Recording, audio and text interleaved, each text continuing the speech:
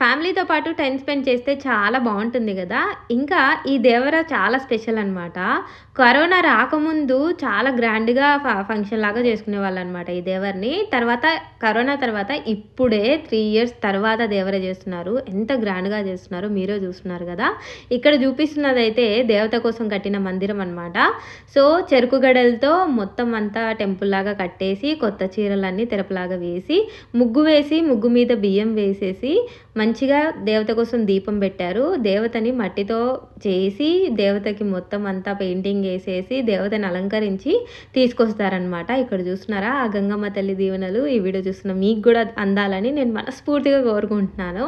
ఇంకా దేవతని తీసుకొచ్చిన తర్వాత జ్యోతులన్నీ కూడా ఒక చోట చేరుకొని మంచిగా డాన్సులు వేసుకుంటూ హ్యాపీగా ఉన్నారనమాట. ఇక్కడ చూపిస్తున్న రథం ఉందా దీన్ని చిడిబండి అంటారంట. ప్రొనౌన్స్ తప్పుగా అంటే క్షమించండి. బట్ మా మమ్మీ అయితే అదే చెప్పారు. ఇంకా జ్యోతులన్నీ ఎత్తుకునేసి డాన్సులంతా వేసుకున్న తర్వాత కొంచెం టైం అయిన తర్వాత దేవతని బాగా మంచిగా చూసుకున్న తర్వాత అందరి ఇంటి దగ్గరికి స్పెసిఫిక్గా ఇల్లులని ఉంటాయన్నమాట. ఇంటి దగ్గరికి వెళ్ళేసి వడపప్పు, పానకము, మద్యము, దేవత కోసం చేసే ప్రసాదాలు ఒక్కొక్కరి ఇంటి దగ్గరికి తప్పెట్లతో వెళ్ళేసి మళ్ళీ రిటర్న్ వచ్చి దేవతకి ప్రసాదం లాగా పెడుతున్నారనమాట. ఈ దేవరైతే తెల్లవార్లు జరుగుతుంది. మేము చాలాసేపు వెయిట్ చేసామన్నమాట. వెయిట్ చేసిన తర్వాత దేవత దర్శనం అయితే కుదిరింది.